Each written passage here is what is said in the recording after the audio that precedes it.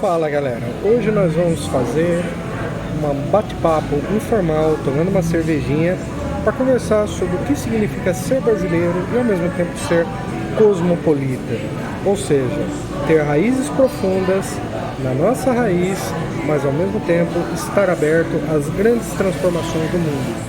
Este vídeo é uma homenagem à Semana de Arte Moderna de 1922 e ao Manifesto Antropofágico de Oswald de Andrade. Um brinde aos modernistas de 22.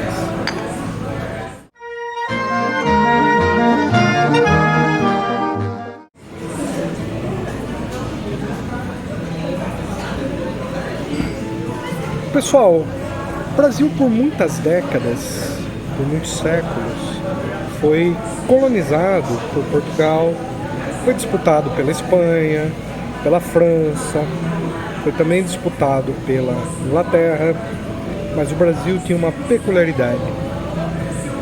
Os portugueses trouxeram junto com eles uma facilidade para miscigenar e incluir isso na sua sociedade. Desde quando os portugueses combatiam os chamados mouros, tudo isso fez com que Portugal, ao mesmo tempo que enfrentasse militarmente certas forças, se integrasse com elas para formar o povo que foi o povo português. Mas o Brasil não é só português. O Brasil também é indígena. E os povos indígenas que estavam aqui não eram aqueles povos que estavam simplesmente em paz e de repente chegou aqui um invasor que colonizou e matou todo mundo. Não, eles viviam em conflito, eles disputavam território, eles tinham rivalidades culturais, mas acima de tudo nós podemos dizer que eram povos que se adequaram a viver nos trópicos, que criaram um estilo de vida que a gente ainda herda, a gente toma banho todos os dias. Nós temos higiene bucal, nós temos uma série de bens alimentícios que fazem parte da nossa dieta e que já faziam desses indígenas.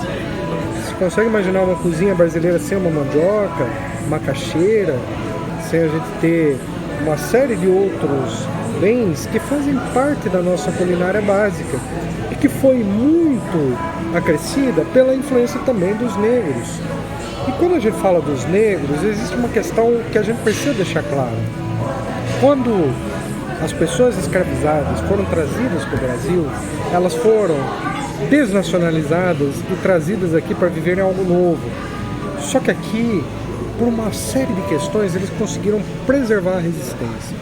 Então, por exemplo, nos Estados Unidos foram proibidos de tocar tambor, de fazer atabaque, mas aqui no Brasil não. Aqui no Brasil eles preservaram isso e mesclaram isso com a cultura cristã de modo a serem bastante discretos na permanência das suas raízes, das suas identidades. Então, a gente pode dizer que o Brasil ele é muito mais africano do que marroquino, nigeriano, porque aqui os africanos que chegaram aqui no Brasil se miscigenaram, eles se mesclaram, tribos que eram inimigas ficaram amigas aqui porque estavam na mesma condição social. E aí o que a gente teve aqui? Nós tivemos um afluxo de povos de diferentes etnias de todo lugar do mundo. Nós tivemos então os indígenas aqui, que eram bastante diversificados, porque quando a gente fala índios, a gente joga tudo no mesmo saco, como se fosse a mesma coisa, e isso é completamente errado. Não era assim. Cada um tinha sua identidade, tinha seus mitos religiosos, tinha sua língua, tinha suas músicas, tinha sua cosmovisão. Então esses indígenas se encontraram com os europeus que eram diferentes. Vamos entender uma coisa. O português não é o mesmo que o espanhol, que não é o mesmo que o holandês, que não é o mesmo que o inglês. E o senhor de engenho não é o mesmo que o bandeirante, não é o mesmo que o marrano, não é o mesmo que o mercador de escravos, e ele não é o mesmo que o homem livre da ordem escravocrata, que é aquele que lutava para sobreviver sem escravizar ninguém. Então nós temos um caldo bastante complexo. Imagina que alguém veio ali do Marrocos, alguém veio do Benguela, alguém veio ali da Nigéria, da Argélia, veio da qualquer lugar ali da África, Angola, Moçambique, seja lá de onde for, chegou aqui, se encontrou com o português, se encontrou com o espanhol, se encontrou com o inglês, se encontrou com o holandês, mas ao mesmo tempo se encontrou com o tupiniquim, com o tupinambá, se encontrou com o chavante, com o yanomami, com tudo quanto é etnia. E essa miscigenação, esse caldeirão formou uma coisa chamada Brasil. E aí esse Brasil, como é que a gente decifra esse negócio? Em 1922, a Semana de Arte Moderna, que ocorreu em São Paulo, no Teatro Municipal, ela propunha revisar certos valores no seguinte sentido: vamos rediscutir a nacionalidade brasileira, o que significa ser brasileiro, o que significa ser Brasil. E aí, naquela época eles lançaram, ainda um pouco tímido, o Manifesto do Pau-Brasil, né?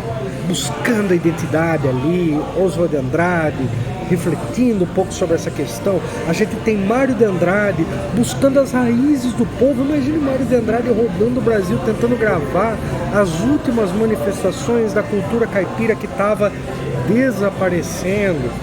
Aliás, abrindo aqui um parênteses, depois Antônio Cândido vai escrever Os Parceiros do Rio Bonito. Que livro maravilhoso para falar sobre o caipira, para entender essa cultura que está desaparecendo, porque o Brasil está se industrializando, o Brasil está se urbanizando a partir dos anos 30. E aí esses modernistas cumpriram um papel fundamental de salvar aquilo que estava sendo perdido. Inclusive, por exemplo, as chamadas casas sertanistas, que a gente vai fazer vídeos no futuro falando sobre elas. Essas casas sertanistas, elas mostram a raiz de São Paulo, que é a margem dos rios, do rio Tietê, do rio Piracicaba, do rio Sorocaba, de todos esses rios que se integravam até chegar no Paraná, no Paraguai, fazer toda a volta até chegar no Oceano Atlântico. Então essa é a geografia de São Paulo. Só que o Brasil não se resume a São Paulo. Nós temos ao sul o Brasil gaúcho, que é aquele Brasil da fronteira, é aquele Brasil que é muito parecido com o Uruguai, com a Argentina e com o Paraguai, que tem uma série de elementos culturais que lembram, como por exemplo o uso do mate, né? Pessoal, quando você vai sair com uma gaúcha, ela sempre está ali com aquele mate na mão, né? E eu já estou falando com uma gauchinha especial que ela sabe quem que é, né? Olá, Gabs. E aí, quando a gente vai para o centro-oeste, já muda e volta a ser caipira, como é São Paulo, como é Minas, como é Goiás, como é Mato Grosso do Sul, como é Mato Grosso. Então nós temos aqui um Brasil gaúcho, um Brasil caipira, mas vai além, porque a gente tem também um Brasil que é sertanejo, que é o Brasil nordestino. Nós temos um Brasil caboclo, que é o Brasil da Amazônia. E nós temos um Brasil crioulo, que é aquele Brasil que está no litoral. E aí é o seguinte, vejam como o Brasil ele tem uma capacidade de absorver culturas, de mesclar com a sua essência e de criar algo novo. É isso que Oswald de Andrade vai chamar de antropofagia. Somente a antropofagia nos une. Oswald de Andrade disse no Manifesto Antropofágico. O que ele quer dizer com somente a antropofagia nos une? Ele quer dizer que nós somos o resultado de devorar a cultura do outro e criar a nossa própria. Vejam só, na mitologia dos tupinambás, quando você comia a carne do seu inimigo, você ganhava a força dele. E o que isso significava? Que você mudava completamente o seu perfil, porque você se tornava algo além. Você já era um tupiniquim, mas no momento em que você devora a carne de um tupinambá, você já não é mais o tupiniquim nem o tupinambá. Agora você é um tupiniquinambá. Algo que formou a partir da fusão de diferentes elementos. Isso é o Brasil. Isso é o Brasil, pessoal. O Brasil é uma formação única. Quando a gente vai para os países ocidentais, foram países colonialistas, imperialistas, nós vemos uma coisa completamente diferente do Brasil, porque lá eles se consideram multiétnicos, ou seja, eles são um mosaico de etnias, só que cada etnia vive no seu gueto, cada um preserva a sua cultura, cada um tem a sua identidade, falam a sua própria língua, usam seus próprios símbolos, comem da sua própria comida. Mas o Brasil não, o Brasil é o caldeirão da bruxa medieval, onde tudo entra lá dentro, tudo se mistura, tudo se mescla e forma uma coisa completamente nova. É isso que é ser brasileiro, pessoal. É isso que é brasilidade. É algo completamente novo. E por que a gente tem que brindar esses modernistas de 1922? Porque eles perceberam a importância que tem termos raízes profundas, mas ao mesmo tempo nós construímos algo novo, absorvendo o que é do outro. E olha que esse não é um movimento tradicionalista, esse é um movimento modernista.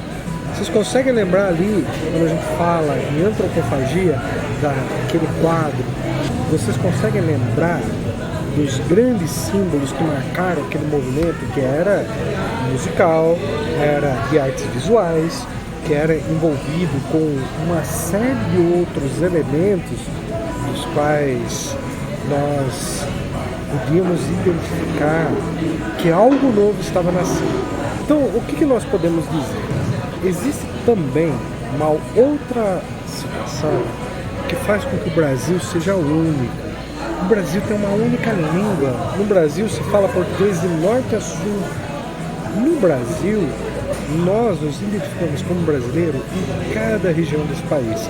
Veja, por exemplo, se a gente for para o norte, uma pessoa que mora no Acre vai se considerar tão brasileiro quanto alguém que mora em Santa Catarina ou quanto alguém que mora em Natal. Que país que tem isso? Olha quantos pontos ali de distância que tem entre uma região e outra.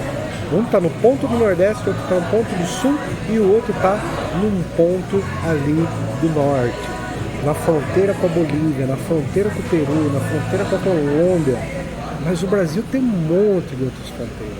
O Brasil tem fronteiras, por exemplo, com os países daqui do Sul, como Argentina, Uruguai, Paraguai, mas também no Norte, como Venezuela, como as Guianas. E aí, o que faz com que esse país seja tão grande, tão único? Foi um processo de formação do território, pessoal. E a gente não tem que desprezar aqueles que conquistaram esse território, porque vejam a situação, os palestinos até hoje lutam por territórios tão pequenos, mas tão pequenos, que se a gente fosse comparar a disputa de Israel com a Palestina, caberia no menor estado brasileiro, que é Sergipe.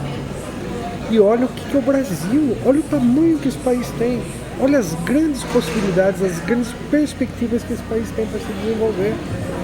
E a formação do território foi um processo em que cada região foi uma história.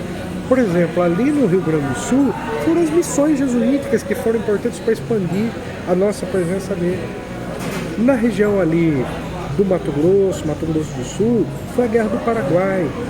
Na região ali do Acre, isso foi incorporado pelo Barão do Rio Branco, que fez uma grande negociação. A mesma coisa com relação à Amazônia, que foi um longo processo de mais de 3 séculos para o Brasil conquistar tudo aquilo.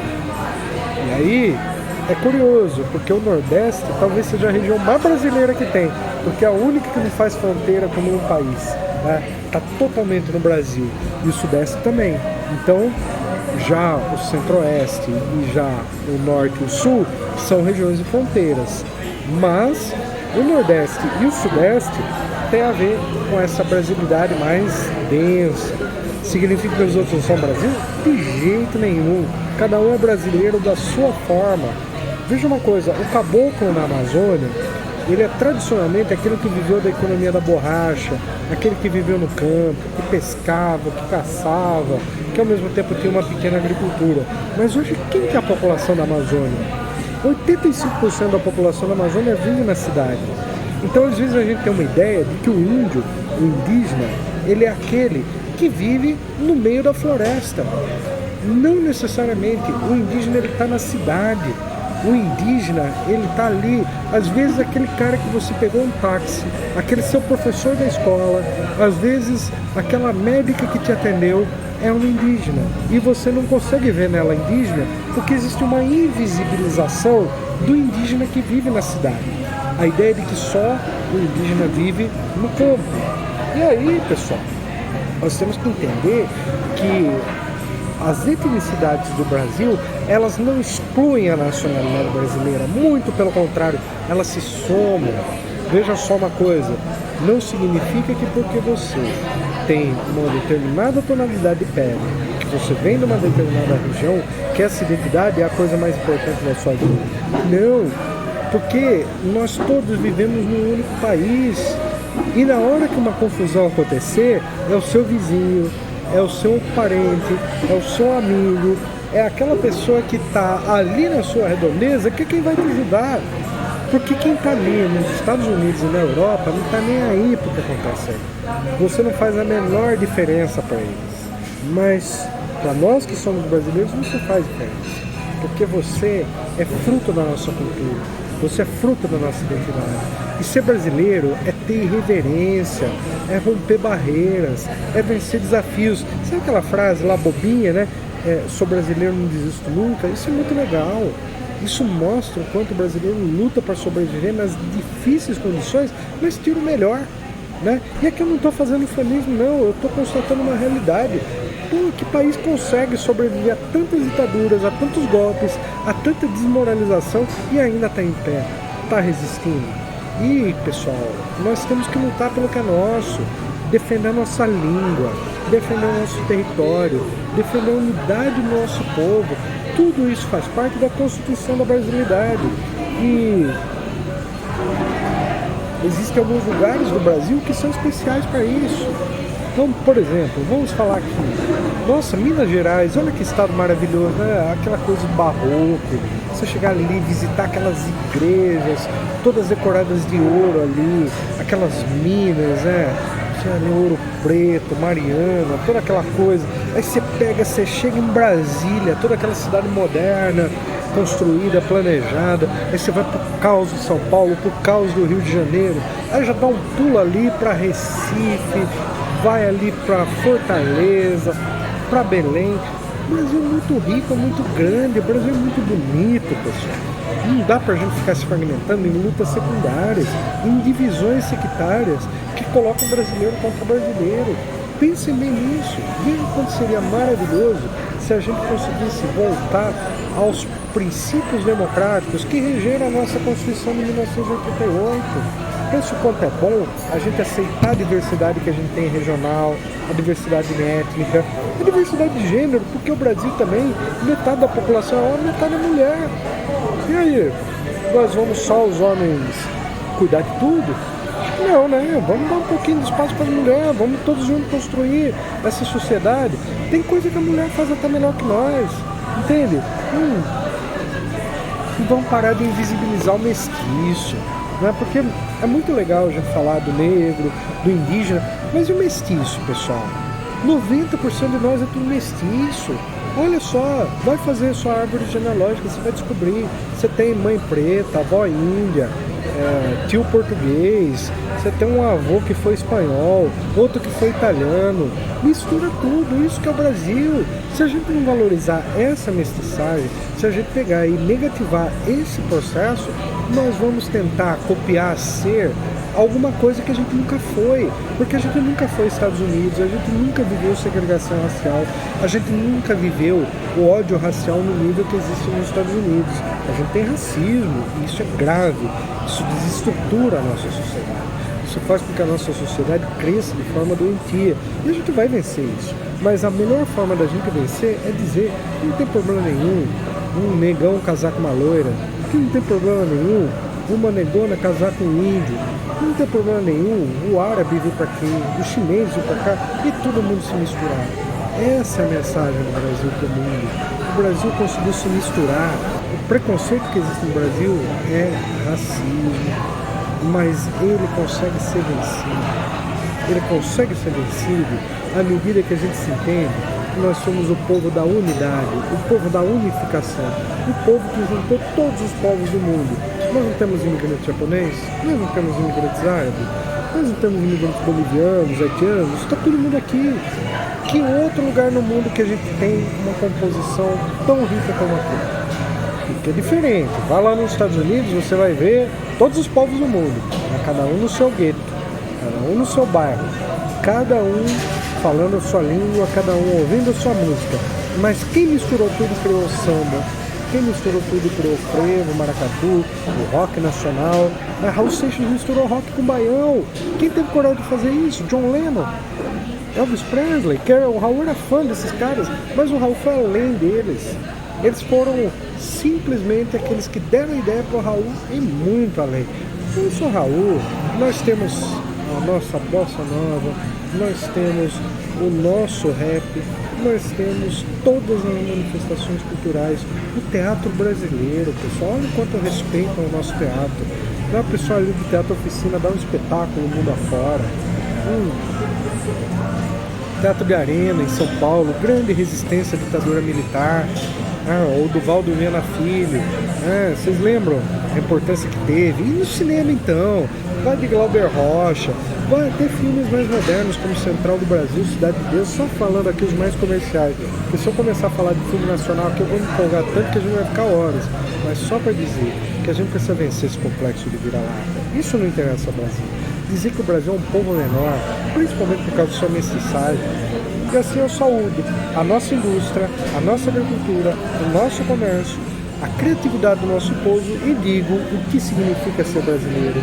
Ser brasileiro transcende o partido político.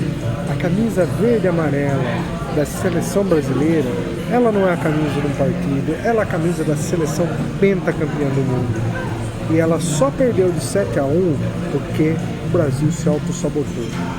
E autossabotar significa votar em Bolsonaro.